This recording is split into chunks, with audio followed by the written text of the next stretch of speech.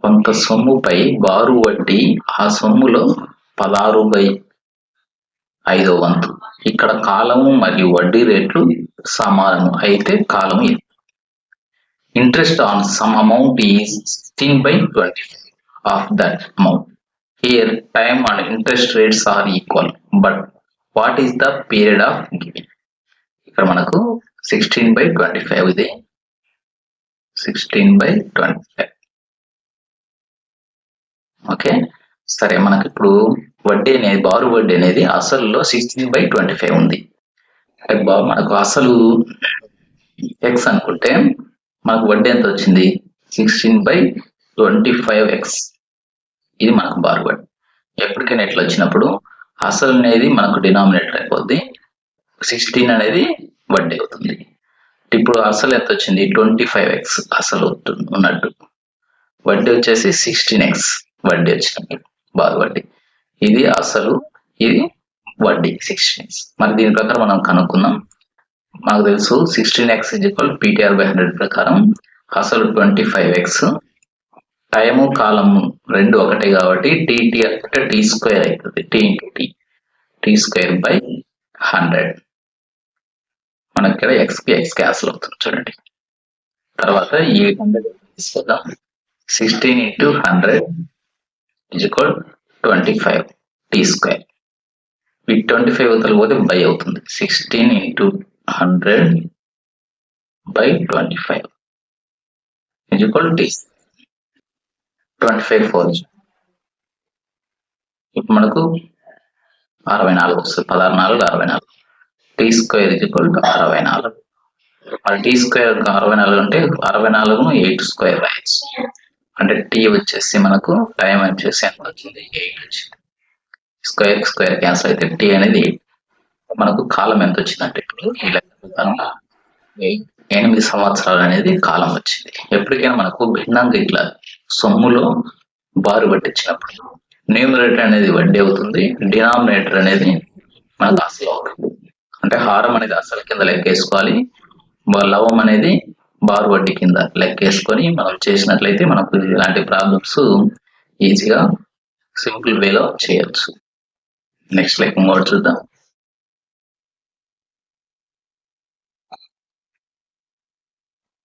కొంత సొమ్ముపై వచ్చే బారు వడ్డీ అసలులో 9వ వంతు. ఇక్కడ ఇచ్చిన కాలం మరియు వడ్డీ సమానం అయితే వడ్డీ రేట్ ఎంత? ఈ సేమ్ అంత ముందు చేసిన లెక్కలాగానే ఇక్కడ అసలులో 9వ వంతు బారు వచ్చింది. అంటే అసలు x అనుకుంటే దాంట్లో 9వ వంతు అంటే 1/9x. ఇది అనేది వడ్డీ వచ్చింది. ఈ విధంగా మనం ఇచ్చినప్పుడు మనం అంత ముందు లెక్కలు కూడా చెప్పుకున్నాం. ఎప్పటికైనా లవం అనేది బారు వడ్డీ అవుతుంది, హారం అనేది అసలు అవుతుంది. ఇక్కడ అసలు 9x, వడ్డీ వచ్చేసి 1x. దాని ప్రకారం x = 9x. టైం తెలియదు, ఇక్కడ కాలము వడ్డీ రేటు ఈక్వల్ కాబట్టి మనం కనుక్కోవాల్సిన వడ్డీ రేటు కాబట్టి r × r² రెండు ఈక్వల్ కాబట్టి టైం కాలం 2 r అనుకుంటే r² అయితే /100. x cancel. ఈ 100 యువతలకు వస్తుంది. 100/9 బై అవుతుంది కాబట్టి /9 = r². ఇప్పుడు మనం దీన్ని స్క్వేర్ లాగా మారుస్తే 10² / 3² = r² వస్తుంది. నెక్స్ట్ మనము దీన్ని ఏం రాయొచ్చు? r² = 10/3². ఈ స్క్వేర్ కి స్క్వేర్ అయితే r = మనకు 10/3 అనేది వచ్చింది. అంటే 3 అంటే మనకు రేట్ ఆఫ్ ఇంట్రెస్ట్ ఎంత వచ్చిందంటే 1/3% అనేది ఇంట్రెస్ట్ అనేది వస్తుంది. ఈ విధంగా మనము ఇలాంటి ప్రాబ్లమ్స్ అసలులో బారు వడ్డీ ఇంత ఇన్ని వంతు అని ఇచ్చినప్పుడు, కాలము అసలు సమానమైనప్పుడు ఈ విధంగా చేసినట్లయితే మనం ఈజీగా ప్రాబ్లం అనేది సాల్వ్ చేయవచ్చు. అసలు 4,000 రూపాయలపై మొదటి సంవత్సరం 7%, రెండవ సంవత్సరం 8%, మూడవ సంవత్సరం 20% వడ్డీ రేటుని ఇచ్చిన 3 సంవత్సరాల కాలానికి వచ్చే బారు వడ్డీ ఎంత? If the interest rate is 7% for the first year, 8% for the second year, 20% for the third year on the original rupees 4,000. What is the interest rate n for 3 years? అంటే మనకు 3 సంవత్సరాలు కలిపి వారి వడ్డీ ఎంత వచ్చుదో కనుక్కోవాలి.